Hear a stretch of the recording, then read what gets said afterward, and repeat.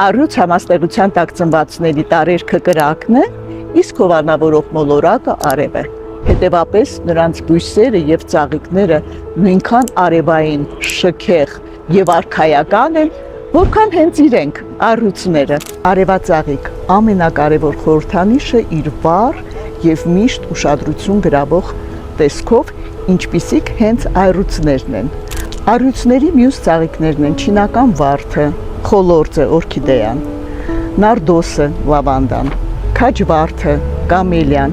և թավշածաղիկը վարդեղին և նարնջագույն, ճիշտ արևի ու առյուծի նման երանգներով։ Ուժեղ, անկախ, մեծ ստեղծագործական պոտենցիալով առյուծների ծառը կաղնին է, որովհետև ինչպես առյուծն է կենդանիների արքան, այնպես էլ կաղնին ծառերի։